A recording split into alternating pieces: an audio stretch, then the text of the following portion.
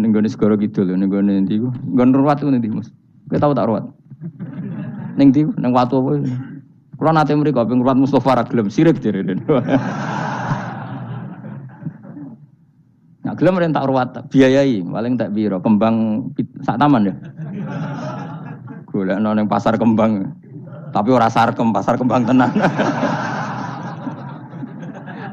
Pasar kembang tenan, sini pasar iki lho maksudku. Pikirannya kok. Ndak kamu tak latih iman secara benar, betul ini. Saya ndak main-main ya. Saya sampai ketemu Allah bertanggung jawab.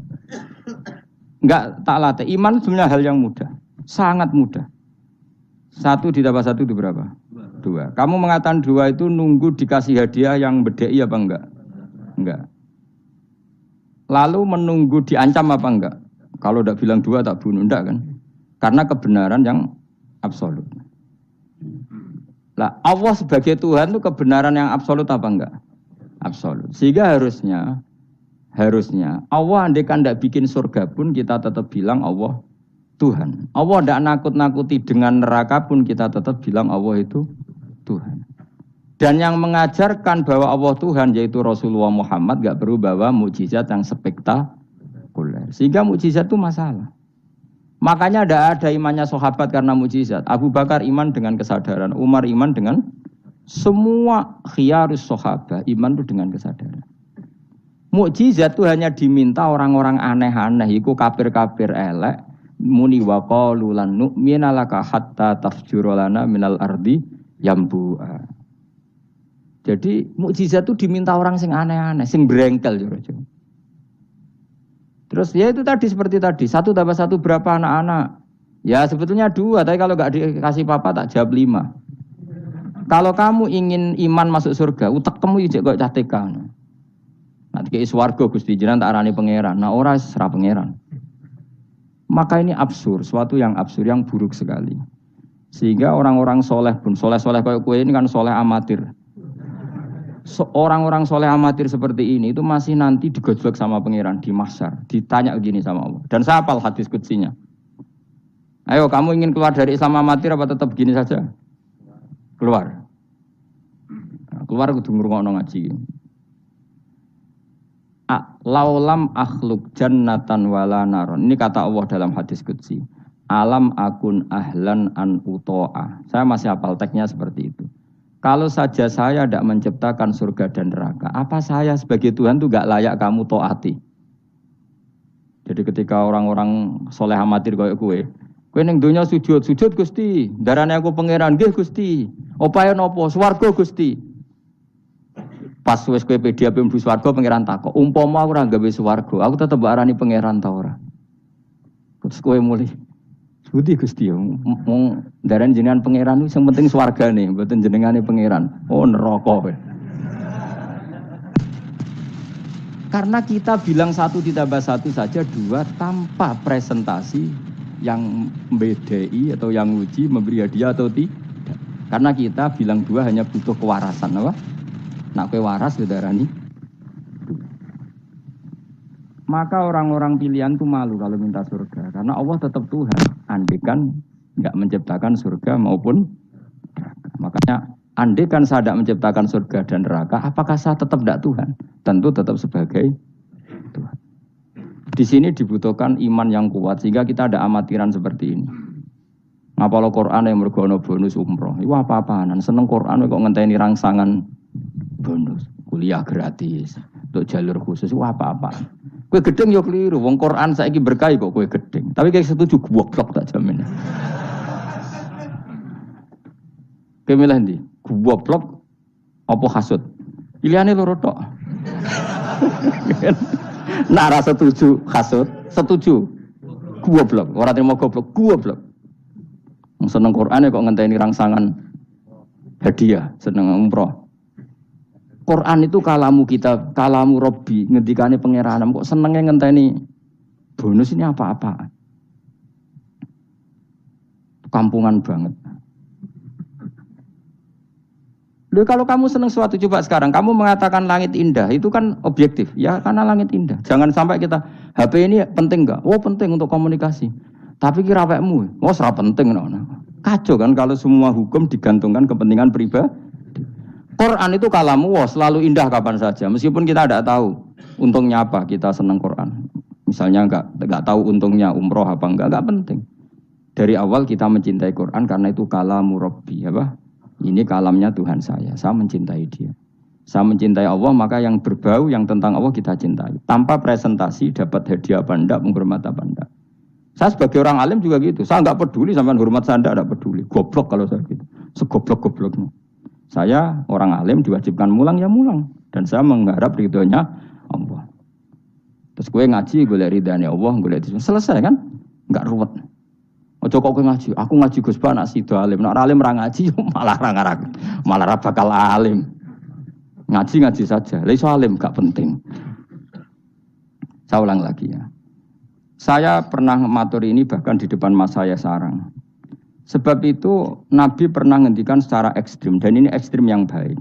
Tapi jangan disalahpahami. Saya ulang jangan disalahpahami. Nabi pernah ngendikan gini, mangqala la ilaha illallah dakhalal jannah. Terus ada sahabat tanya, wa in zana wa in saraka yarqal wa in zana wa in saraka. Siapapun yang meyakini la ilaha illallah maka dia suatu saat pasti masuk surga. Meskipun pernah zina, pernah maling. Iya, kata Nabi, meskipun pernah zina dan pernah maling. Karena apa? Kebenaran absolutisme, kebenaran yang absolut itu tidak terkait qailnya yang mengatakan. Saya berkali-kali mencontohkan. Saya ketemu lonte di Indonesia atau di Mesir, siapa saja. Atau bandar narkoba, atau siapa saja. Tak tanya, 1 tambah 1 berapa?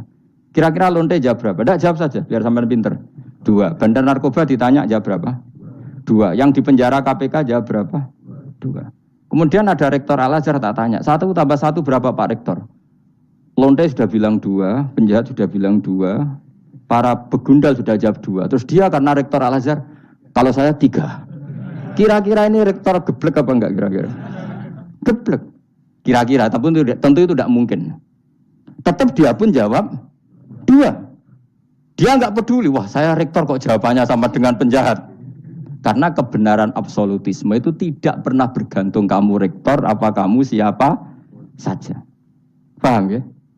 Sehingga dalam ikrar bahwa Allah Tuhan itu kita sama dengan lonte, dengan penjahat sama. Semuanya ikrar kalau Allah itu Tuhan. Karena kebenaran absolut tidak bergantung siapa saja. Makanya Nabi ngendikan wa in zana wa in saraka. Meskipun yang melafadzkan itu orang zina maupun maling. Karena tadi kebenaran absolut. Kira-kira lonte kamu tanya, Lombok pedes enggak? Dia kira enggak, tak jawab yang lucu-lucu biar otak sampean tuh waras. Makanya dimulai dari hal yang gampang-gampang saja. Lonte ditanya, Lombok ini pedas apa manis? Pedas. Penjahat yang ditahan KPK, Pak Prabowo, Pak Jokowi. Jawabnya sama, jangan terus kubu sebelah jawab apa. Iya ada seperti ini. Karena kebenaran ini absolut. Yang di penjara KPK bilang Lombok itu pedas, yang menjara juga. Bukan kok gini, kata yang di penjara. Lombok apa? Kata ketua KPK apa? Pedas. Oh saya jawab manis. Saya akan dendam di penjara dia. Tidak bisa. Lah aku yang Mustafa agak senang. Tetap tak arani Lombok itu pedas. Misalnya loh, ya senang Mustafa tak bully terus. Misalnya aku rasa senang Mustafa. Terus dia ini jawab Lombok pedas. Apa saya terus muni manis? Hanya nuruti gak?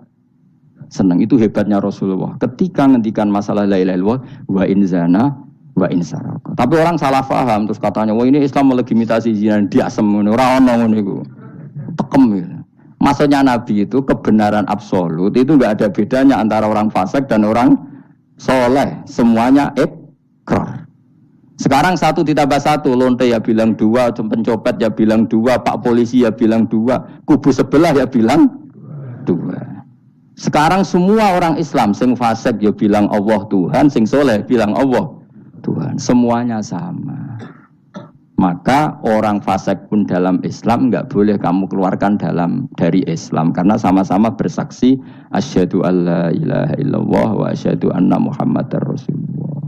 Mulane ahli sunnah berpendapat, berkeyakinan orang Islam apapun maksiatnya tetap tidak bisa dikeluarkan dari Islam. Soal dosa ya dosa saja.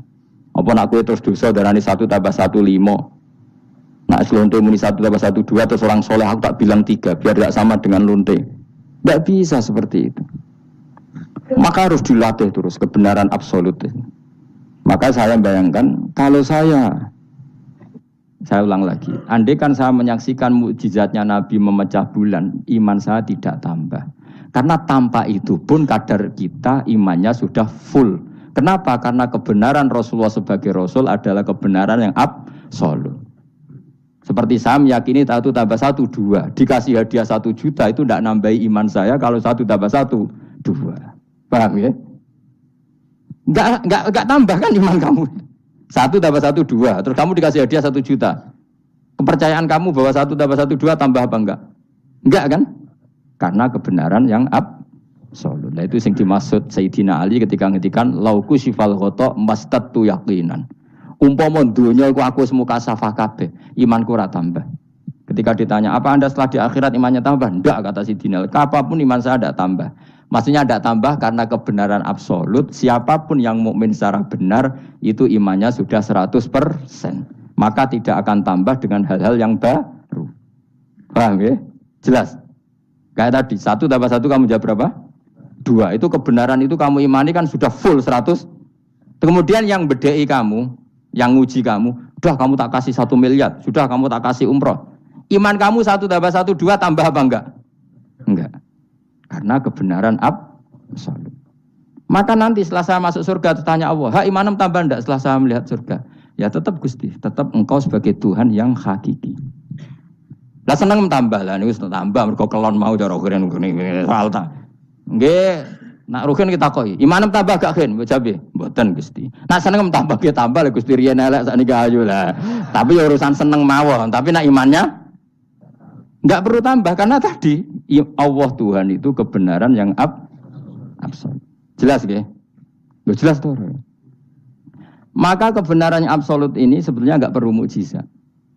Maka mukjizat itu hanya diturunkan sesekali saja oleh Allah di semua nabi. Bahkan mukjizat sering menjadi problem karena tadi kalaupun diturunkan ada potensi dituduh sebagai sihir. Makanya Allah nanti ngendikan walau fatahna alaihim babam minas sama fadhallu fihi ya'rujun ya laqalu innama sukirat absaruna bal nahnu qaumum masurun. Muhammad nak kaum njaluk mukjizat ora usah turuti. Umpama langit itu tak buka. Kemudian mereka terbang ke langit menyaksikan alam malakut saya. Mereka akan bilang innama sukirat absaruna. Kita ini disihir Muhammad. Itu sama seperti peristiwa pecahnya rembulan. Pecahnya rembulan peristiwa yang dahsyat. Sahabat iman tapi ya dingin saja. Kenapa dingin? Karena sampai itu pun mereka sudah iman bahwa Rasulullah itu adalah Rasul yang hak. Karena bukti logikanya terlalu jelas. Tapi wong kafir apa ketika rembulan pecah? Iqtarubatis sa'atu wan syaqqal qamar wa iyyaru ayata yu'ridu wa yaqulu sikhrum mustamir. Tetap dikomentari itu sebagai sihir. Tapi sahabat sebelum bulan pecah sudah iman. Karena sahabat otaknya waras. Jelas ya? Jadi mukjizat itu tidak diperlukan sebetulnya. Maksudnya tidak diperlukan dalam konteks iman. Karena tanpa itu pun para sahabat, para khiyarun nas sudah iman. Makanya agama ini liqaumi yaqilun bagi yang punya akal. Bukan liqaumin sing yasyadunal mukjizat bagi kaum yang menyaksikan mukjizat. Waras ya, jelas ya. Jelas ya. Mulane ke sebenarnya orang masar itu, aku mau swarga warga, mereka mau ijek takoki pangeran. Munggo aku ora gawe swarga, aku ijek pangeran to ora. Terus kowe mikir sik. Bahaya. Berarti aku dadi pangeran mbok pikir sik, kecuali kowe tak kei swarga, kowe tak takoki pangeran ngono piye. Itu ibarat Pak Guru tak jawab 2 asal kamu kasih hadiah. Ya, nah enggak tak katakan 3, itu utek. Allah tetap sebagai Tuhan meskipun enggak menciptakan surga maupun neraka. Karena ketuhanan Allah adalah absolut. Makanya Allah sering ngendikan dzalika bi anna Allaha huwal haqqu wa anna ma yad'una min dunihi wal batil wa anna Allaha huwal aliyyul kabir. Allah selalu punya sifat abadi bahwa Dia zat yang hak. Yang lain menolak Allah adalah barang batil. Hak akan selalu hak, enggak butuh pendukung, enggak butuh apa-apa. Karena hak itu berdiri sendiri. Makanya Allah mensifati dirinya Al-Hayyul Qayyum yang berdiri sendiri. Jelas ya? Lah iman-iman kita ini iman-iman yang amatir. Pemenang ngaji kiai-kiai sing setengahane ya cung yo pokoke maca istighfar swarga, istighosa swarga. Kamu jangan maksa saya ngaji seperti itu. Karena yang ngaji seperti itu sudah banyak. Atau ngaji model wong alim maksudnya. Ya tadi model ini. Makanya kena niru aku ya terus alim. Bebo tenan ra ngerti pokoke ngono, pokoke ngono. Dan ulama seperti saya memang harus seperti itu karena kita ngajinya seperti itu. Saya baca ihya seperti itu, baca hikam seperti itu. Dari guru-guru saya, dari Mbah Mun bapak saya seperti itu. Makanya swarga itu dibuli-bulian mbek wali-wali. Ada wali yang tawani pangeran, "Jong, silahkan bu swarga takokin, di surga bisa sholat Gusti saya." Iso ya. Oke kalau gitu. Karena gak iso mbayangno, nek mati dadi kawula kok ora sujud ku gak iso mbayangno wali-wali. Nek kowe kan gak kelon ora iso mbayangno. Uteke wis elek. Beda desain uteke wali wek. Ambek wong ngene-ngene iki beda. Beda banget ta beda biasa. Dadi uteke wali ku wis aneh. Dadi karena dia merasa gak bisa terpisah dari Tuhan, karena semua kebutuhannya tercukupi hanya oleh Tuhan, maka dia bayangkan, ning swarga ada enggak sesuatu yang saya kasihkan kepada Allah, saya dermakan, saya khidmatkan untuk Allah. Kalau swarga kok mau kelon, terus mangan, terus apa-apaan ini. Jadi masih apa ya? Makanya dia aneh, masuk surga itu masih asing. Sampai ketemu Allah, wujuhu yawma idzin nadhirah ila rabbiha nadhirah baru puas. Kalau kamu kan enggak surga, mlebu swarga glundang ora takok sing duwe, terus golek widadari, kelon mangan. Ya sudah seperti itu. Sampai ditakoki Allah iku ora paham, mergo iki sing duwe sapa wis pokoke ngono. Ya tapi ya lumayan lah sementing ning swarga. Tapi insyaallah yang jenis ini tidak ketemu saya juga agak ingin ketemu. Isen lah cara kalau tadi. Cara muru'ah harga diri ketemu jenis seperti ini. Ya tapi lumayan apa masih apa di surga. Itu yang disebut fa'amma apa yang ashabul yamin tu fi sidrim makhdud wa talhim mandud wa dilimam. Itu pokoknya pakanan semua wa ma'im masku bafaqiyatin katsira la maqtu'ati wala makan-makan bermakan jima inna ansa'na gunna insya'a faja'alna gunna. Tapi kalau orang muqarrabin Allah itu enggak gambarkan nikmatnya muqarrabin. Fa'amma in kana minal muqarrabin farauhu. Dan karena semua kenikmatnya itu roh. Roh itu mala ena ro'at wala uduna samiat wala khotor ala qalbi basar. Dia nikmati di surga karena al-muqarrab, dekat sekali dengan Allah. Makanya di kitab-kitab wali itu banyak. Abdul Qasim Al-Junaidi, Abu Yazid tanya sama Allah, "Ya Allah, kenapa saya tidak melihat umat saya? Padahal engkau berjanji umat saya yang mencintai saya masuk surga." Dijawab Allah, "Sebenarnya umat kamu di surga semua, tapi enggak ada yang ingin ketemu saya." Bareng didelok mau do kelon, do peston. Makanya kayaknya saya tidak ketemu sampean ini karena itu tadi.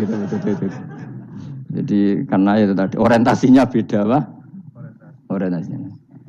Tapi tetap swarga ya. Swarga. Mbahmu tapi milih.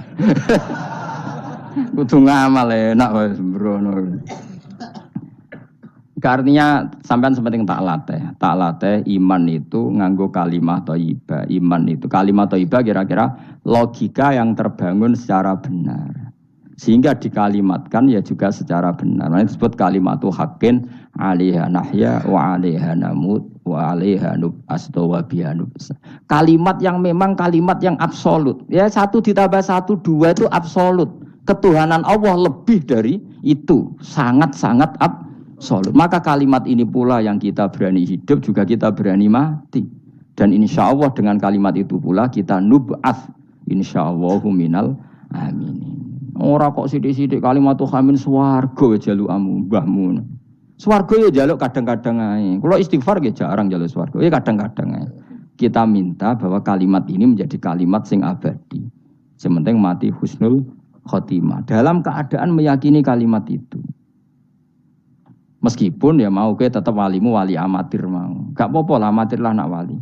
Ya tadi karena semua orang mukmin itu wali. Allahu waliyul ladzina aman. Engko nak wali tenan maknane waliyun ku kasihane pangeran. Nak ora wali tenan sing disakeni pangeran. Engko iso urip mergo disakeni napa? Ini penting saya utarakan. Sekarang tuh banyak orang yang enggak pernah ngaji khatam. Jadi senengane ku paket swarga. Al-hajjul mabrur laisa lahu jazaa'un illal jannah.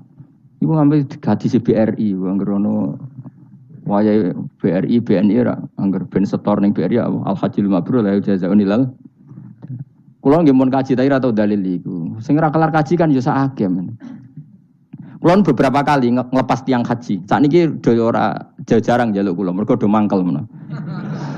Mergo kula anggere ngelepas wong kaji ngeten. Kula niku termasuk wong jujur. Jujur banget kula nak bab ilmu. Mungkin perilaku saya jujur sampean, tapi nak ilmu jujur kula. Padahal wong mlebu swarga lewat amal, mbek ilmu cepet sing lewat ilmu. Amalan ora cukup gue cepet-cepetan mlebu swarga. Tanpa ilmu kan amal tuh ditolak, tapi ilmu tanpa amal tetap sebagai ilmu. Makanya termasuk fadhailul ilmu itu bisa berdiri sendiri tanpa amal. Tapi kalau amal enggak bisa berdiri tanpa ilmu. Saya kalau ngelepas orang haji itu bilang gini, karena yang datang itu ya banyak yang enggak haji atau enggak mampu haji. Dia niki nak dongakno dadi kaji mabrur walese swarga. Sing mboten kelar kaji dongakno salate iku nggih mabrurah, salat sing ditampa nggih mlebu swarga. Sing ngrumat anak ikhlas nggih swarga. Sing kere ikhlas nggih swarga. Sing syukur mergo tanggane kaji meskipun ra kelar kaji tapi melok seneng koyo senenge sing haji nggih swarga. Mergo alamate wong mukmin seneng nak dulure seneng. Akhirnya sing kaji kan kecewa, perkarane ora fokus muji dekne. Mulane terus ra diundang meneh kan kira-kira gitu. Tapi aku malah beneran kan hisabku ringan. Daripada aku mentale model mubalek, haji ku fadilah ngene-ngene, nek multazam masyaallah. Nek Hajar Aswad muni masyaallah mergo disangoni sing order. Tapi dekne gak mikir ning nguri wong do nangis perkara nih ditakdir gak kelar kaji. Gawe ngenese wong fakir dosa dul-dul paham. Iku kudu di ngajekno meneh. Mergo sing nyangoni iku dadi dipuji-puji. Enggak boleh ulama seperti itu. Nak mubalek oleh, nak ulama enggak boleh. Mubalek ulama kan kelasnya beda, no? Mubalek sing alim maksudnya. Sing alim menawa ya kembar lah, mesti kayak. Karena kita punya etika. Coba yang miskin semua umat Islam semuanya ingin haji, tapi enggak kelar haji. Kok mbok dalili fadilai haji, fadilai multazam. Yo nangis malah ngenes. Mulai kula dira santai. Ya ibu-ibu sing ngrumat anake sabar senajan to anake rewel nggih swarga. Bapak-bapak sing ngrumat bojone rewel nggih swarga. Sementing syaratnya rewel lan sabar aku niku. Nak sabar tanpa rewel belum teruji kata saya. Jadi syaratnya bojo sabar kudu apa? Rewel. Syarat wong wedok sabar sing lanang kudu fakir meniku tak kok itu. Itu wis. Kalau kamu jadi ulama harus seperti itu. Zaman Nabi Sugeng ya seperti itu. Nabi itu kalau ngitung ahli swarga itu banyak sekali. Ana wa kafilul yatim kahataini fil jannah. Sing rumah yatim kahataini fil. Ada seseorang yang pendosa sekali melihat anjing kehausan dikasih minum lalu dia menjadi ahli surga. Ada seseorang lewat ada duri di tengah jalan disingkirkan takut kena orang mukmin juga menjadi ahli. Itu nyebut ahli surga itu sampai berpuluh-puluh, mungkin beratus-ratus. Sehingga semua sahabat itu menekuni amal yang dia ditakdir di situ. Pengajar manusia kebaikan surga, yang belajar kebaikan gak sampean surga. Semuanya. Sekarang enggak, karena yang order wong kaji. Masya Allah haji ku, Masya Allah. Multa, kula bolak-balik krungu ngoten niku. Kula kadang bagian donga. Batin wong kok ngene. Nanti kayak dhuwit ben mulai batin iku malah ngerame itu. Saking mangkalku. Tapi semenjak saya yang bagian ngisi seperti itu, saya ingin balik ke daerahku rawani kan. Bahaya wilayah Gus bah akhirnya wilayah angker. Akhirnya nak ngelepas wong kaji ge dongakno hajine mabrur sing mboten kaji ge mugi-mugi ibadah ditampa rawani ngomong liyane. Tak semprit kan agak. Karena Allah menyebut kebaikan itu banyak. Coba kenapa hadisnya hanya al-hajjul mabrur laisa lahu jazaa'un ilal. Memangnya tidak ada hadis ana wa kafilul yatim kahataini fil. Saya dan yang rumah yatim nanti berdekatan seperti ini sama-sama di surga. Itu lebih keren lagi, bukan sekedar masuk surga tapi berdekatan dengan Nabi. Kalau sekedar masuk surga bisa beda kelas. Kok gue aku kan beda. Tapi kalau nunggu cek eling nasihati kanca kula kurang ajar tenan. Kula cek eling terus. Gus, nak soleh aja nemen-nemen. Engko swargamu apa mbahmu? Gak enak sungkan, Dir. Cek eling terus. Wes Agus soleh biasa wae. Engko tetep awor aku ngopi-ngopi santai. Aku cek eling. Artinya terngiang-ngiang, jangan-jangan nasihat ini benar itu. Engko tak angen-angen ya sungkan. Yo kowe ra iso lho kan ngeloni bojomu ning ngarepku ya sungkan lah kan. Oh, terus kowe gwadeng widadari ngalor gitu. Nak rawor aku kan santai wae. Mulane iki amalem biasa wae. Engko mari swarga mawar aku kan apa? Sungkan. Nanti saiki bocah ora rapati saleh, alasan iku tok. Bahaya Gus.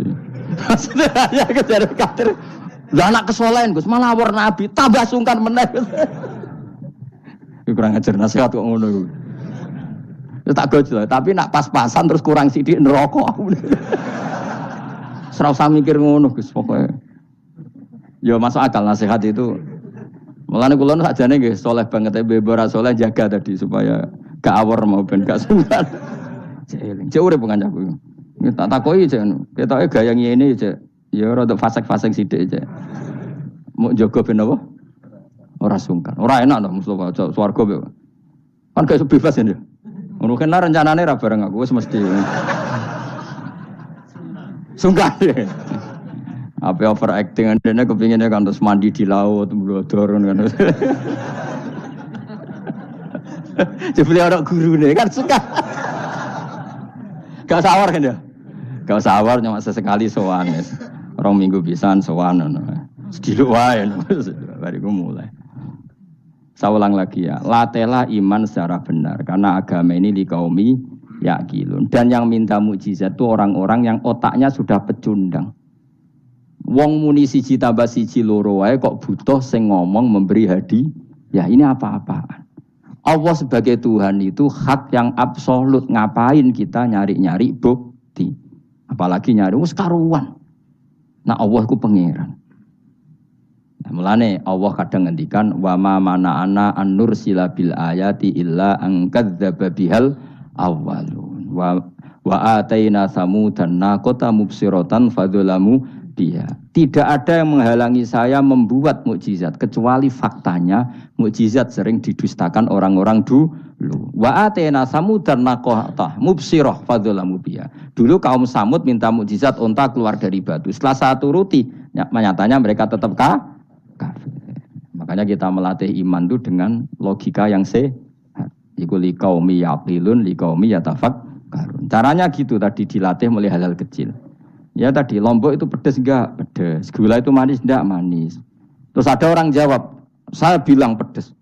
Asal yang bilang Lombok pedes adalah orang yang bisa menurunkan halilintar dari atas. Lalu apa hubungannya Lombok pedes dengan halilintar dari atas? Sama. Apa hubungannya Allah sebagai Tuhan? Kemudian yang bilang Allah sebagai Tuhan dituntut mengeluarkanmu. Aneh enggak? Aneh. Makanya peminta mukjizat itu sudah pecundang. Makanya enggak ada khiyarus sahabah yang minta mukjizat. Makanya minta mukjizat itu rata-rata orang enggak benar. Waqalu tadi rujuknya kan orang benar. Lan nu'minalaka. Saya tidak akan iman kamu Muhammad hatta tafjura lana minal ardi yambu'a. Saat terus autakuna laka jannatu min akhil wa inabin fatufajjiral anhara khilalaha tafjira aw yakuna laka baitum min zukhrufin aw tarqafis. Sama yang ngomong ini orang benar apa orang enggak benar? Orang enggak benar. Ya jelas ya clear ya. Jadi kita iman ya iman saja. Nikmati wis ngandel kula. Jenengan nak sujud nikmati matur nuwun Gusti jenengan takdir kula sujud sehingga saya sah sebagai hamba jenengan. Kowe nek ape mati nikmati wae.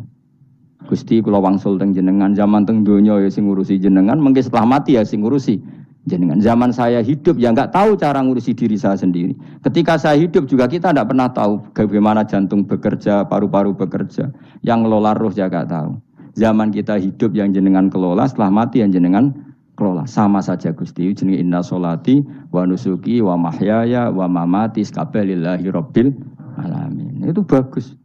Terus mati anak-anak eling yo nangis, bojomu yo sing nangis sak kadare ya sudah selesai. Nak kowe tangisan Cina, nak disiksa mungkar nakir. Tapi nak kowe wong soleh tenan wali kan ketemu mungkar nakir damai, pengalaman baru. Terus dites mungkar nakir lulus, oh kumplot. Wah kan keren loh. Mlebu swarga diame, napa? Lah sing jenis iki mbok tahlili ya kena, ora ya kena aman. Paham ya? Ojo malah debat tahlil hukume piye. Ya tahlil kalimat thayyibah hukume ya apik. Anak pitung dina tradisi Buddha ya pitung dinane tradisi Buddha kalimat tetap kalimah thayyibah. Tapi misalnya ana sing ra gelem tahlil ya ora apa-apa, sing penting tetep nglafatno kalimah. Cuma ra seneng dinane 7. Ya gawe 8. Nah, misalnya gedeng 7 ya gawe 8 kan gampang. Nah gedeng 7, gedeng 8 ya gawe 1, sementing ora anti kalimah thayyibah, mau anti modele. Ya enggak apa-apa, kowe kudu cocok enggak cocok biasa. Ini ilmu semuanya bebas. Ilmu itu wilayah pengiran. Artinya wilayah pangeran, nanti yang uji itu kamu pangeran, ngapain debat kamu sekarang? Kita sering kritik Wahabi, kita juga sering dikritik Wahabi, biasa saja. Saya sering ketemu ulama Wahabi, saling menghormati nggak apa-apa. Meskipun saling kritik, ya gejol-gejolkan ya biasa, nggak masalah. Orang alim mulai dulu kritik-kritikan biasa. Imam Syafi'i sama gurunya sering gejol-gejolkan. Pas atas nama orang alim ya gejol-gejolkan. Dulu itu Mbah Hasyim Asy'ari sering gejol-gejolkan sama Ki Fakih Mas Kumambang, sama-sama orang alim, ya murid sama guru. Karena ilmu itu memang apa ya? Kayak iya kayak enggak. Nah, yang ilmu absolut pasti sepakat. Misalnya tadi, apakah lemah taibah itu selalu baik? Pasti selalu baik. Ya sudah. Nah, nanti cara kaifiyah melafatkan itu orang yang bisa berdebat. Baiknya dilafatkan kapan ya? Ya baik terus. Tapi selalu ada pantangan. Misalnya di kamar mandi, saat jima misalnya. Itu kan pantangan-pantangan secara etika. Apa? Pantangan-pantangan apa? Tapi kalau ilmu sebagai ilmu itu biasa dulu. Ulama-ulama berbeda itu. Kalau gejol-gejolkan ya ulama dulu itu lucu. Misalnya sama tak beda, andai kan kamu jadi kiai. Kira rara-rasan jadi kiai. Baik mana anak-anak kecil di waro kamar wong tua apa dipisahkan. Andai kan kamu punya pondok, milih mana? Anak kecil disamakan kangkang besar apa dipisah? Mas jawab, milih nanti di warna apa dipisah? Dipisah. Nah, oke Hen. Dipisah. Lu kakek sing dipisah. Ada yang bilang di warna. Kalau di warna itu memang kalau dipisah itu resikonya sing kecil mentali cilik terus mergo ora ono sing didik sing tuwa. Nak di warna kadang sing cilik, sing tuwa kan suwaya rabi men bakas rabi, cilik katut bakas rabi bahaya. Utawa swali sing cilik melok main game, sing tuwa melok main game mergo katut cah cilik. Lha iku jenenge istiad, sama-sama apa? Sama-sama apa? Mungkin. Sehingga dulu itu pernah ada wali itu karena sholat jamaah itu di shaf akhir. Yang shaf awal wali karena sering shaf awal. Yang shaf akhir ya ada yang jadi wali. Yang shaf awal nggak terima. Kenapa kamu jadi wali padahal kalau sholat di shaf akhir? Jawabnya, saya itu malu sama Allah. Kok kepedean betul kok di depan. Tapi gak jadi niru ya. Gimana cerita ya? Cek pede nih. Enggak ngarep. Karena dia di belakang motifnya itu tidak males. Tapi motifnya itu apa? Tawaduk atau malu, dia jadi wali. Nah, aku kan bergomales panjang. Atau moh roh imame tadi. Iku sing mari ra wali-wali. Sing kok ngarep kadang ambisi ngimami padha dene malah repot meneh. Jadi dulu ilmu itu biasa. Orang Maliki itu nak gojlok orang Hanafi itu ya entek ngame. Orang Hanafi kalau gojlok Imam Malik itu ya entek ngame. Ya biasa dulu itu ilmu. Ya biasa. Misalnya gini sampean tak bedhei. Tidak jawab saja jujur. Rasulullah itu puasa Senin Kemis selalu apa kadang-kadang dalam semua riwayat. Kadang-kadang. Sesuatu yang kadang-kadang dilakukan Rasulullah itu akan sunat terus apa sunatnya juga kadang-kadang. Ayo jawab saja. Wah, akeh sing sarap ya. Rasulullah itu puasa Senin Kemis itu kadang-kadang apa terus? Kadang-kadang. Ini sudah masih benar. Sesuatu yang pernah dilakukan Nabi kadang-kadang itu menjadi sunat terus apa sunatnya juga kadang-kadang terus. Nah sekarang gitu. Sebetulnya hadis kunut itu semuanya sepakat. Rasulullah kunut itu ya ahyanan kadang-kadang. Nah sesuatu yang pernah dilakukan Nabi kadang-kadang itu akan menjadi sunat terus ila yaumil. Maka Imam Syafi'i milih kunut terus. Abu Hanifah enggak. Bahaya kalau sunat kok dilakukan terus. Nanti dikira wajib. Sehingga Abu Hanifah tidak kunut. Dan itu ya biasa ketemu gitu. Imam Syafi'i kalau sholat di Masjid Abu Hanifah itu tidak kunut. Ketika ditanya ikroman di hadal madhab, saya menghormati madhab. Orang Hanafi kalau main ke rumahnya Imam Syafi'i ya kunut ya biasa dulu. Sekarang kunut dan kunut jadi politik identitas. Ini kunut sebelah ini mesti. Yang tidak kunut sebelah yang dulu itu enggak. Saya sampai sekarang nggak pernah tahu kunut itu tradisi ormas mana. Sampai sekarang nggak ada tahu. Karena saya orang alim tahunya kunut madhab Syafi'i, nggak kunut madhab Hanafi. Dan itu sebelum tahun 12 dan 26 mazhab itu. Sudah tahu toh maknanya?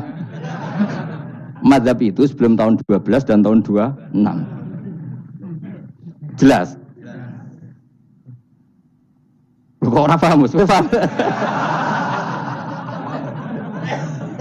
Jadi dulu lama ya biasa perdebatannya gitu. Apakah sesuatu yang pernah dilakukan Nabi secara ahyanan itu sunat terus apa sunatnya juga ahyanan sekali tempo? Jawabannya apa? Terus. Tapi kalau terus bahaya nanti yang sunat dikira wajib.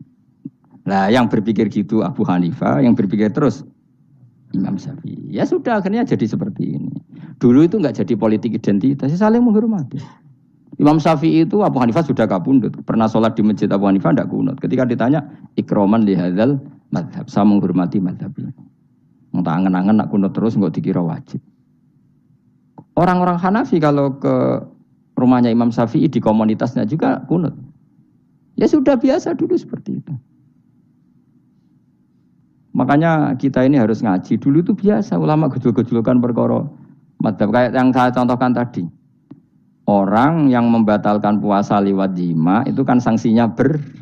Sanksi ini karena jima, apa karena hadku hormati Ramadan biwiri usrin syar'iyyin, merusak kehormatan Ramadan tanpa uzur syara'. Cara Imam Malik karena merusak Ramadan tanpa uzur syara' sehingga gak jima pun hukumnya sama. Yaitu misalnya makan tanpa uzur ya hukumnya sama. Kenapa sama? Jima istri hukumnya apa? Halal apa haram? Halal. Makan halal. Maka kalau itu kamu lakukan fina hari Ramadan, siang-siang Ramadan tanpa uzur syara', maka sanksinya sama-sama berat karena dianggap melecehkan kehormatan Ramadan. Cara Imam Syafi'i enggak, jima sama makan mulai dulu beda. Kamu makan wajib mandi enggak? Enggak. Kalau jima wajib. Kan beda. Ya beda itu enggak sama. Ya sudah, Imam Syafi'i memberi sanksi berat untuk jima, untuk makan tidak. Wong padha pintere kan yo penak. Penak kan? Sing ora penak iku padha gobloke, padha sok pintere. Lah iku debate ra barbar iku. Padha gobloke, nak debat padha sok pintere. Wis naudzubillah min dzalik. Kulo nek debate wong malah kudu guyu. Malah melok goblok, ngrungokno tok malah melok goblok. Wong debat agama kok gak ono referensi, ra ono kitabe. Amen muni menurut saya. Memangnya Anda penting dalam wali ora, ulama ora kok debat agama muni menurut. Memangnya Anda mujtahid? Kudune gak menurut kitab yang saya baca dalam mazhab Syafi'i kitabnya ini begini. Sing sitok bantah dalam mazhab Maliki kitabnya ini. Wah itu keren. Aku teko ning majelis. Debat menurut saya. Emangnya Anda siapa? Nabi ndak, wali ndak, ulama ndak? Kok mau agama menurut Anda? Wis wargane ora mesti kok ape. Makanya dibiasakan pakai referensi, pakai sanad. Agama ini butuh sanad. Inna hadzal ilma dinun fanzuru amman ta'khuduna dinakum. Lihat di muqaddimah Sahih Muslim. Agama ini ilmu, ilmu ini agama. Maka lihatlah ilmu itu kamu ambil dari mana? Karena tanpa sanad ini bahaya. Bahayanya tadi misalnya begini. Ada orang alim soleh berteman orang kafir. Atau berteman orang fasik. Atau berteman perempuan cantik. Dia alim loh, alim soleh saya ulang lagi. Ada orang alim soleh berteman perempuan cantik atau orang fasik atau orang kafir. Pasti di hatinya satu. Wong ayu nak dikancani wong fasik, engkau malah melakukan hal-hal yang tidak terpuji. Nak dikancani wong alim, syaratnya soleh, saya ulang lagi. Dibina, dijak ngaji, diarahkan yang benar, terus dinikahkan sama orang soleh. Ternyata pertemanannya hanya proses ngantar wong ayu tadi baik dan bernikah sama orang soleh. Berteman orang kafir ya dia mengajarkan hujah-hujah argumentasi Islam. Jika suatu saat berharap menjadi Islam. Tapi orang liberal melihat itu bukti bahwa agama itu bebas. Wong alim nyatane kancanan wong ayu, wong kafir, gak masalah. Itu pilihan mbahmu. Ini beda, sama-sama cara zahir kancanan orang fasik, tapi asal orang soleh itu motifnya itu beda. Saya misalnya orang kaya, ada ulama kaya, itu senengannya blonjo. Sampai bojone itu marah-marah. Saking parahnya ulama ini, kebetulan keluarga saya. Ini anaknya mulai itu, anaknya kon golek utangan. Padahal nilai anaknya pertama berangkat dari rumah itu bawa uang. Mau ngirimi anaknya di sarang. Itu orang Jawa Timur, kiai alim. Roh bakul kacang ning bis gak mentolo ditukoni. Roh bakul mainan saake wong tuwek wadon ditukoni. Walhasil nduk sarang ku duwe entek. Tapi gowo mainan, gowo kacang putu-putu. Saake jare. Sama-sama belanja. Ini niatnya nyebar rahmati Allah. Saya pernah ngalami itu, meskipun tidak ada skala yang ekstrim itu. Saya sampai sekarang anak saya mulai TK, SD tak sangoni terus. Kadang beli jajan yang dia sama sekali gak doyan. Dulu ibunya yang marah sebelum ora dipangan kok dituku Gus. Ya masih ora dipangan, bakule tetap seneng. Butuhe bakule ku payu ora kok dipangan ta ora. Tapi utek-utek medit ini kan pikirannya kan. Nara dipangan aja tuku ya sakake bakule ndonga supaya laris. Lah duit 5.000 bagi kita kan ndak penting wis bentek. Ben manfaati bakul-bakul. Karena orang kadang dikasih itu malu loh karena ndak diharga diri. Tapi kalau liwat jual beli kan senang. Ya banyak ulama yang gitu, boros tapi niatnya menyebar roh. Asal orang soleh itu baik-baik saja. Orang soleh melete, wah duitku akeh, tenang wae. Cara dohir melete, ternyata ngenakno sing dikai ben ora perasaan. Nah misalnya wong soleh terus sopan, duitku pas-pasan tak pangan sesuk wae ora ono, sing dikai ya sungkan le dul-dul. Maka wong soleh kudu melete ben sing dikai ora sungkan. Bareng ngekek duit wong 100.000. Lah iya lanjuran duitmu akeh, ora iso tak hitung ning omah. Ijek karungan. Lah kok karungan piye? Duit 1.000 kerja kok karung gak sak. Butuh wae ngenakno sing digawe apa? Ngenakno sing digawe. Asal wong soleh, dekne ngomong gitu itu niatnya juga soleh. Tapi nak wong ra soleh pancen mlete tenan. Bolak-balik wong ra soleh iku masalah. Makanya kancani wong soleh. Mergo wong soleh itu orang yang luar biasa. Kanjeng Nabi ku nak dahar sering ning njaba. Ya biasa. Ketok wong akeh. Karena Nabi gak ada kepentingan beliau jadi Nabi setelah Nabi Isa alaihi salam yang saking sakralnya, saking priainya malah kebablasan dianggap sebagai anak Tuhan. Maka Nabi ngetokno kemanusiaan. Bahkan kalau dahar itu sering di luar. Gue ngetokno nak Nabi itu dahar sebagai umumnya kayak apa orang soleh. Lho kula nate berusaha khusyuk iku meneng. Malah ngipi kuwi elek. Mergo aku ora meneng wae wibawa, nak meneng malah buyute wibawa. Akhire wong rawani takok agama. Nak ana ora takok agama terus takok wong liya, takok rugi malah ra karu-karuan. Tapi baru kayak aku sering guyon gejlokan orang berani tanya. Baru kayak berani tanya, ilmu dikembalikan pada ahlinya. Jadi wong soleh ku ngomong terus yo barokah, saenake yo barokah, asal dekne soleh alim, barokah terus. Tapi nak wong ra soleh goblok ya mbok meneng ben wibawa. Nak ibadah anggap wali terus akeh sing sowan, innalillahi wa inna ilaihi rajiun. Aneh-aneh wae. Modus yo jenenge apa? Lho iya, kayak kasus di Probolinggo, andai kan wonge ra jubahan iku ora ono sing percaya. Dia dipercaya karena modus apa? Kesalehan. Umpama dekne nganggo kathok seprapat terus pahpoh ning pasar, ayo aku bisa gadakan uang, percaya ta ora? Baru kayak jubahan ibu-ibu soleh. Maka sarana kesalehan ini kalau di mata orang enggak soleh, di tangan orang enggak soleh itu bah. Makanya kata ulama, kata Imam Haromen, kena alim, urip biasa wae. Aja sampai kowe terlalu khusyuk terus nak ngomong dindel, padahal keliru ngomongmu iku. Mergo anti ilmu. Mas bener kok sampean ini bener.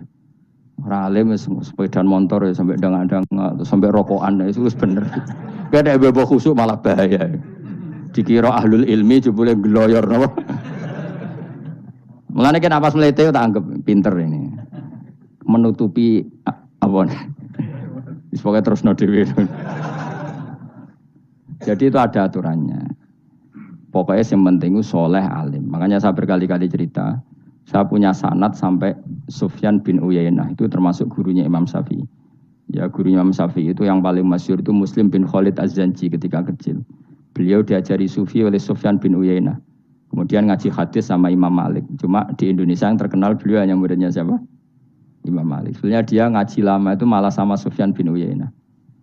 Sufyan bin Uyainah ini yang punya riwayat bahwa Nabi Isa dan Nabi Yahya pernah bertemu. Ketika bertemu di satu kampung, sing Nabi Isa tanya, "Aina sirarun nas?" Lalu rumahnya orang-orang fasik di mana? Sing Nabi Yahya selalu tanya, "Aina khiyarun nas?" Lalu rumahnya orang-orang baik di mana? Ini sama-sama Nabi dan sama-sama muda. Kita tahu Nabi Isa juga wa atainaul hukma napa? Sobia. Nabi Yahya ya Yahya khudil kitab bi quwwah wa atainaul hukma sobia. Nabi Yahya juga mulai cilik alim, Nabi Isa juga mulai cilik alim, wa yukallimun nasa fil mahdi wa kahla. Ini sama-sama orang alim mulai kecil, hanya dua itu, Yahya dan siapa? Isa. Itu sezaman. Saya ulang lagi sezaman. Sama-sama anaknya orang keren, Yahya bin Zakaria, anaknya Nabi. Isa bin Maryam adalah wali besar nasabnya. Akhirnya Nabi Isa yang mulai tanya, Limadza tas'al aina khiyarun nas? Kenapa kamu tanya rumahnya orang-orang baik di mana? Kata Nabi Yahya, kumpul orang soleh itu enak, nyaman. Ya kan nyaman kan kumpul orang soleh, tidak ada narkoba, tidak ada kegaduhan, tidak ada berisik.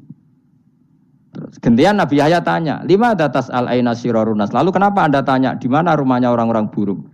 Terus kata Nabi Isa, anan Nabi, saya ini Nabi, biman zilatit tabib. Ibarat dokter udawil marto, maka saya mengobati yang sakit. Kalau Anda seorang dokter, nyari sampling penyakit, nyari di endemik daerah penyakit apa daerah sehat? Penyakit. Ya tapi kalau kamu takut ketularan, nyari daerah sehat apa daerah berpenyakit? Itu sama-sama madhab dalam ilmu. Dulu itu ya biasa, perbedaan seperti itu biasa saja. Karena semuanya karena ilmu. Sekarang enggak, kubu sebelah yang ngotot, kubu sebelah ya dalile pokoknya. Mana ada ilmu dalile pokoknya? Pokoknya kunut itu gini, kalau tidak kunut gini. Memangnya Imam Syafi'i lahir tahun berapa? Kunut tidak kunut itu ada sebelum tahun 12 dan tahun 26. Gue eleng-eleng. Nak di vulgar roh dari vulgar. Nah iku ra paham banget. Maka orang-orang alim tahunya ya kunut dan tidak kunut itu al-khilaf baina madzhabi Syafi'i wa madzhabi Abi Hanifah. Sekarang tahu-tahu di zaman akhir itu jadi politik kayak misalnya begini, tak contohkan lagi perdebatan. Pakai peci putih. Gus Naji itu putranya Mbah Mun, meyakini pakai peci putih itu sunat sehingga santrinya pakai peci putih. Mbah saya Ki Hamid Pasuruan juga pakai peci putih. Santri Sidogiri semuanya pakai peci putih karena putih itu sunat ya sudah pakai peci putih. Tapi kalau Mbah Mun itu santrinya enggak boleh pakai peci putih. Haram kata beliau. Kata beliau, "Jong kajine wong desa-desa nganti adol Tegal, adol sawah. Mbok saingi ketu 5.000." Kata beliau. Nglarakno atine wong dosa apa haram? Dosa, Mbah. Lah ya iku dosa, mulane haram. Sehingga takannya akan santri sarang semua. Enggak ada santrinya Mbah Mun pakai peci putih, kecuali yang sudah kaji. Karena pikiran beliau itu menyakiti orang katanya. Karena kajiannya adol Tegal disaingi 5.000. Tapi Mbah Mun sebagai orang alim yang membiarkan pondoknya Gus Naji pakai peci putih. Mbah Naji juga membiarkan ketika pondoknya Mbah Mun pakai hitam. Makanya saya keterusan peci. Saya itu sudah kaji, tapi karena saya mulai dulu nggak pernah pakai peci putih terus keterusan sampai sekarang. Tapi suatu saat aku juga nganggukan kan, entah kapan suatu saat. Jadi aku sowan Nabi yo keturunan iri, keterusan diharamno terus kebablasan ini. Itu logika ijtihad. Sama misalnya khasnya ulama itu pakai jubah, pakai apa? Ya sudah itu khasnya ulama. Terus kayak misalnya neng parkiran macak ngono. Alasannya anut ulama. Kira-kira menyinggung orang apa ndak kira-kira? Kowe kelakuanem cek ra karuan jubah sunah Rasul terus kene parang tritis delok wong macem-macem jubah. Kacau gak? Elek-eleki nasab apa enggak gitu. Boy orang itu mikir, jadi karena ada selalu masalah ijtihadiyah. Abdullah bin Mas'ud dulu itu kalau sholat itu nggak pernah pakai baju resmi, seringnya pakai sarung tok, kadang nggak pakai baju. Ketika ditanya, kamu ashabu Rasulillah, kenapa sholat dengan cara seperti itu? Terus beliau ngendikan, wong ben roh nak standar minimal sholat seperti ini. Kalau saya sholat selalu pakai pakaian sempurna, nanti dikira itu aturan fardu dan umat menjadi berat. Sampai seperti itu ulama menjaga konstitusi bahwa yang penting dalam sholat adalah satrul aurah. Zaman itu sudah sahabat dan tabiin karena Nabi sudah wafat itu sudah pakai pakaian lengkap. Tapi Abdul bin Mas'ud tiap sholat di masjid dia menunjukkan pakaian paling tidak lengkap. Jadi pernah beliau sholat itu hanya pakai sarung terus diikatkan di lehernya. Ketika ditanya, dulu kita dengan Nabi pernah sholat seperti ini. Akhirnya ulama menjadi tahu nak ngono sholat paling pokok itu nutupi mabena surah war rukbah. Andai kan tidak ada cerita Abdul bin Mas'ud mungkin dikira sholat syarat sahnya ya seperti itu. Maksudnya pakai jubah terus, pakai pakaian begitu terus. Barokahnya Abdul bin Mas'ud orang tahu standar minimal. Jadi kalau ulama itu motifnya seperti itu. Rasulullah kira-kira senang qiyamul lail apa enggak? Senang. Tapi beliau qiyamul lail di masjid hari keempat, hari kelima sudah tidak keluar ke masjid. Karena Nabi kalau selalu melakukan nanti dikira dikira. Tapi kalau enggak melakukan nanti orang enggak qiyamul lail. Maka Nabi pernah melakukan ya pernah tidak. Ya sudah, itu konstitusi dalam tradisi ulama. Jelas ya. Saya sholat di pondok saya sendiri sering jadi makmum. Karena semua kiai sudah jadi imam. Nanti dikira syarat sahnya imam itu kiai. Repot. Makanya saya tunjukkan kiai juga boleh jadi makmum. Andai kan semua kiai jadi makmum, saya nanti jadi imam. Ya semua ulama mulai dulu tradisinya gitu. Karena yang dikatakan fardu kifayah itu kalau sudah ada yang melakukan, yang lain tidak usah. Biar seimbang. Sekarang enggak, do geruduk kabeh. Makanya terus kacau. Coba sekarang misalnya gini. Andai kan semua orang melakukan kebenaran kesunatan, yaitu misalnya semuanya ambisi itikaf di masjid. Terus tidak ada orang melakukan kebenaran ngrumat yatim, ngrumat jenazah, ngrumat jalan-jalan raya. Kan kacau. Mergo semuanya satu variasi kebenaran itikaf di masjid. Yatim sedang do mati, mergo do itikaf kabeh. Tapi baru kaya ono sing itikaf ning perapatan, nek ono wong tiba iso nulung, nek ono wong kesasar iso tako. Baru kaya wong sing itikaf ning perapatan. Sayange terus bidung-bidung barang ku sayange. Sakjane niat itikaf ku sah. Nawaitul iktikaf linusratit thoriq. Niat ingsun itikaf nulungi dalan ben nek ana wong butuh. Coba sekarang, orang yang kecelakaan, pertolongan emergensi orang yang itikaf di jalan apa yang di masjid? Di jalan, barokahnya banyak, itu tim SAR gratis. Umpama do niat soleh kabeh bumine pangeran, sah mbok itikaf. Mulai sesuk gak apa-apa, itikaf ning perapatan. Tapi buktikan kamu tidak berbuat macam atau tulisi relawan orang tersesat. Jadi ajane kebaikan itu ada di mana-mana. Makanya Nabi menyatakan kebaikan, orang itikaf jadi katakan Nabi baik. Orang yang jalan-jalan kemudian ada duri disingkirkan juga disifati Nabi orang baik. Orang yang rumah yatim disifati Nabi orang. Bahkan orang yang hubungan intim dengan istrinya sama Nabi ya disifati orang baik. Sampai sahabat tanya, masa urusan gitu dapat pahala ya Rasulullah? Loh iya, andai kan itu sama orang lain kan malah dosa. Berhubung sama istrinya maka dapat pahala. Kayak apa Nabi ngitung kebaikan sekian banyaknya. Tahu-tahu di zaman akhir kubunya saja yang baik. Ini apa-apaan? Ini kalau iskal deh. Yo mareni yo tobat. Kebaikan adalah sesuatu yang dikatakan Allah baik di kubu kita maupun di kubu sebelah. Mau kubu sebelah ya apa saja. Baik di partai kita maupun di partai sebelah. Maupun di ormas kita maupun ormas sebelah. Karena semua kebaikan otoritasnya di Allah Subhanahu. Ada nabi yang senangane ngurus wong fasik, Nabi Isa. Karena berpikiran nabi itu tabib, ya tabib itu yudawil untuk mengobati yang sah. Ada nabi kayak Nabi Yahya. Karena kalau orang kayak kamu tak suruh ngobati orang fasik, kira-kira katut tak sing fasik tobat. Cara rohin tak cul ngobati wong wayu, kira-kira sing katut sapa? Sing ayu dadi ngaji apa sing ngaji dadi. Ya ukur dhewe, nak ora kuat niru Nabi Yahya, nak kuat niru Nabi Isa. Tapi kowe ora nabi masalah. Ya sudah, yang penting roh ilmunya. Bahwa dulu itu biasa.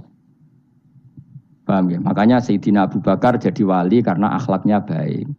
Tapi akhlak baik itu tidak cukup untuk melindungi Rasulullah. Karena ketika Nabi diteror, Abu Bakar tidak bisa berbuat banyak. Sehingga ketika Abu Bakar sudah Islam, Nabi itu masih sembunyi.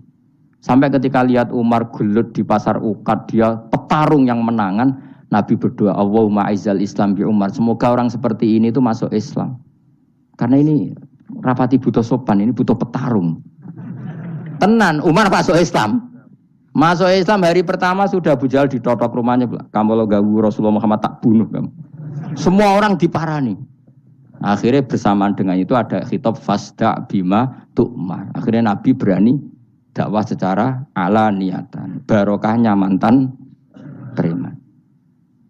Jadi kebutuhan Islam banyak. Butuh orang sopan, butuh petarung, butuh macam-macam. Butuh wong lomo, butuh wong fikih sabar itu sakit, ora usah ditambahi. Karena jumlahnya sudah overload yang fikir itu. Itu rasa diproduk sudah masif sudah. Jadi orang kok kalau gede fikir, maksudnya jumlahnya sudah banyak. Jadi kayak apa kearifan Rasulullah? Makanya Abu Bakar pertama jadi khalifah. Ketika beliau mau wafat, itu nunjuk Umar jadi khalifah. Coba. Padahal beliau wataknya lemah lembut, tapi menunjuk orang yang sangat kasar, yaitu Sayyidina. Karena beliau insaf, tidak semua kebaikan terwakili oleh orang berakhlak. Kadang kebaikan terwakili orang yang tegas, kayak Sayyidina. Kayak apa insafnya para sahabat? Iya toh, kalau di internal akhlak itu baik, tapi kalau di eksternal ngadepi orang nakal, yang baik itu orang tegas. Coba misalnya ada preman di perapatan, mau ganggu kiai, ikut di santri sopan mau diluk, pusing kan? Tidak di semua santri kayak Rogen mantan preman, ayo gelut, oh mati orang ninggal popo.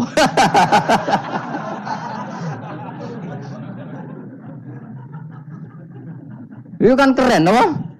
Keren. Makanya Abu Bakar ketika, lu ya, sampean tahu kan hadisnya Umar, setiap ada orang munafik macam-macam pamitnya sama Nabi, dakni adrib pun izini Nabi tak biya coy. Ya setiap hari kegiatannya gitu terus. Tapi dulu orang itu insaf, Abu Bakar insaf, kelebihannya Umar di situ. Umar insaf, kelebihannya Abu Bakar di. Maka ketika kandidat khalifah, Umar mengangkat Abu Bakar jadi khalifah dan disetujui semua sahabat. Ketika Abu Bakar mau wafat menunjuk Umar dan disetujui semua sahabat. Orang kok Abu Bakar pepe wong halus, golek sing sejenis aku ndak. Karena dulu semua orang itu pakai insaf, pakai kesadaran sing super tinggi, tidak nuruti nafsu. Saya andekan ada orang alim sekelas saya kok mau ganti tafsir Jalalain, ganti Gus Fikih yang mendesak fikih. Terus dia alim enggak masalah. Salah dia alim keramat. Dia ngerti Allah Mahfud nak setingkat aku. Nak roh berarti hok. Karena dulu itu begitu, lama dulu itu seperti itu. Biasa. Sekarang itu enggak. Orang itu kalau enggak kelompoknya enggak mesti salah. Abu Bakar itu raqiqul qalbi. Raqiqul hawashi, riqqatul qalbi. Tapi beliau justru menunjuk Sayyidina Umar karena dia tahu Islam itu musuhnya banyak, butuh orang tegas. Umar juga tahu bahwa di internal Islam itu butuh riqqatul qalbi sehingga beliau hormat sama Abu Bakar. Tak pimpin aku, wah, bubar kabeh. Tapi jari Abu Bakar, ning jobo aku, tok wong mlete nek ora ono Umar. Sehingga dua beliau saling melengkapi dan itu luar biasa. Nah khilafnya ulama kira-kira seperti itu. Yang peci putih ya silahkan gue iling-ilingan, nak putih itu sunnat. Tapi sing ireng, piye-piye kaji desa iku disaingi kedul 5.000 gak terima aja. Yakin deh bos. Nah saya ini mulai kecil di sarang. Tapi mertua saya itu keluarga Pasuruan. Jadi saya lucunya saya kalau ngajar di Pasuruan pakai peci hitam. Sebagian santri separuh pakai peci hitam menghormati saya. Sebagian pakai putih menghormati kiainya. Jadi jadi saya lihat ini ya sepanjang sejarah kalau saya ngajar itu jadi warna-warni itu karena saya kaget kok banyak yang pakai peci hitam. Menghormati jenengan yang putih masih banyak separuhan. Ya enggak ada yang merencanakan, ya alami saja. Nah, terus sampean bener di. Putih apa hitam? Putih apa hitam? Bebas. Karena tadi ini masalah nopo istihad. Pun kalau terus nang. Supaya sementing wow iman itu sesuatu yang absolut. Maka kita andaikan Allah tidak bikin surga neraka pun kita tetap sebagaimana kita mengatakan 1 tambah 1 2 dapat hadiah apa? Ada dapat hadiah ya tetap mengatakan 2. 1 tambah 1 pasti 2. Subhanalladzi mawsudi dzat khalaqa kang gawe sapa ladi ala azwaja ing pira-pira pasangan ari asnafa tegese pira-pira pasangan kullaha sakabehane asnaf. Tak Allah gawe mimma sing perkara tumbi tukang nukulno. Nukulno apa bahasa Indonesia? Menumbuhkan apa al-ardu bumi minal hububi sanging pira-pira bebijian wa ghairi halan yana hubub. Wamin anfusihim lan Allah gawe jenis jejodohan iku sangka awak dhewe ne wong akeh. Jadi Allah bikin sesuatu itu berjodoh-jodoh, berpasang-pasangan. Termasuk manusia juga berpasang-pasangan. Minat zukuri sing pira-pira lanang walinasilan pira-pira wedok, wa mimalan sing perkara la ya alamun kang ora ngerti sapa wong akeh. Maksudnya zaman belum ditemukan listrik misalnya atau belum ditemukan apa saja yang zaman itu enggak ada. Allah ngendikannya gini, Maha suci zat yang bikin tumbuhan, bikin hewan semuanya berpasang-pasangan. Termasuk manusia juga berpasang-pasangan. Dan Allah juga bikin berpasang-pasangan dari sesuatu yang sekarang belum dikenal di era itu.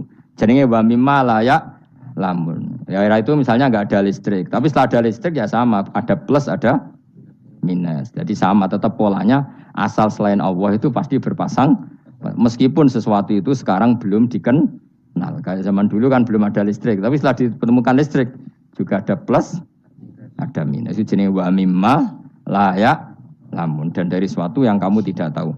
Minal makhlukati sing pira-pira makhluk al ajibati kang gawakno al ghoribati kang aneh utawa kang langka alam wa ayatul lamun.